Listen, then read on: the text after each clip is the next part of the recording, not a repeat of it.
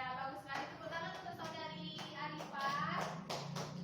Selanjutnya Ibu minta silakan Kaila.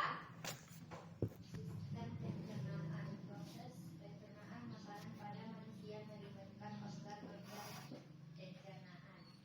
Organ-organ pencernaan manusia: mulut, kerongkongan, lambung, hati, dan empedu, usus halus, usus besar, anus. Ya, bagus sekali. Tepuk tangan untuk Kaila.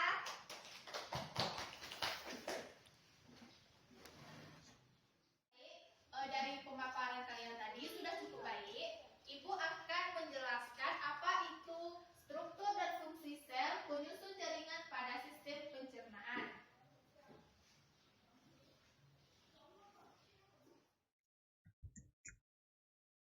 Struktur dan fungsi sel penyusun jaringan pada sistem pencernaan.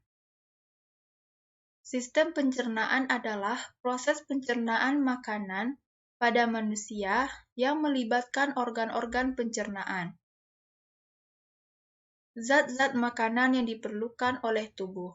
Yang pertama karbohidrat, yang kedua protein, yang ketiga mineral, yang keempat lemak, yang kelima vitamin, dan yang keenam adalah air. Yang pertama karbohidrat. Karbohidrat merupakan senyawa organik yang terdiri atas unsur karbon, hidrogen, dan oksigen. Karbohidrat dibagi menjadi dua, yaitu karbohidrat kompleks dan karbohidrat sederhana. Kemudian yang kedua ada protein. Protein termasuk senyawa organik kompleks dengan berat molekul tinggi. Protein mengandung molekul karbon, hidrogen, oksigen, nitrogen, dan mengandung sulfur. Fungsi protein bagi tubuh adalah sebagai zat pembangun dan pelindung tubuh, mengganti sel-sel tubuh yang rusak, menyeimbangkan cairan dalam tubuh. Kemudian yang ketiga ada lemak. Lemak atau lipid merupakan zat organik hidrofobik sehingga sukar larut dalam air. Namun, lemak dapat larut dalam pelarut organik seperti eter dan klorotom. Kemudian yang keempat ada vitamin. Vitamin adalah molekul organik yang diperlukan dalam makanan, dalam jumlah yang sangat kecil dibandingkan dengan jumlah asam amino. Vitamin berfungsi untuk membantu mengatur atau proses metabolisme. Kemudian yang kelima ada mineral. Mineral merupakan substansi anorganik yang biasa ditemukan dalam bentuk ion. Mineral dibagi menjadi dua, yaitu unsur makro dan unsur mikro.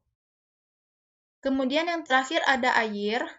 Air adalah satu-satunya substansi umum yang ditemukan di dalam sekitar kita.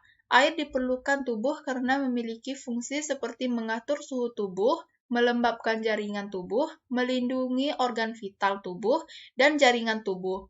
Fungsi air adalah mengatur suhu tubuh, melembabkan jaringan tubuh, membantu mencegah konstipasi, melumasi persendian, membawa nutrisi dan oksigen ke seluruh tubuh.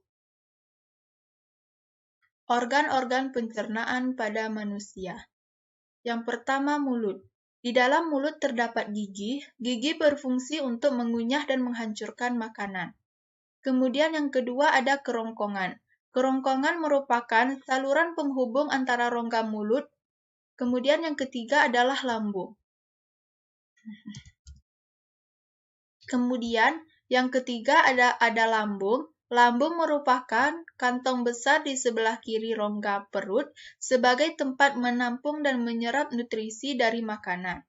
Kemudian yang keempat ada hati dan empedu, di mana pada hati dan empedu ini organ hati berfungsi menetralkan racun yang berkandung dalam makanan dan kemudian disekresi menjadi kandung empedu. Kemudian yang kelima ada usus halus, di mana pada usus halus ini berfungsi menyerap sebagian besar nutrisi yang terkandung dalam makanan. Makanan berada dalam usus halus sekitar 6-7 jam. Kemudian yang keenam ada usus besar, di mana pada usus besar ini, usus besar berfungsi menyerap air dan menghapus sampah pada tubuh. Kemudian yang terakhir ada anus, di mana pada anus ini berfungsi sebagai lubang tempat pembuangan feses dari tubuh.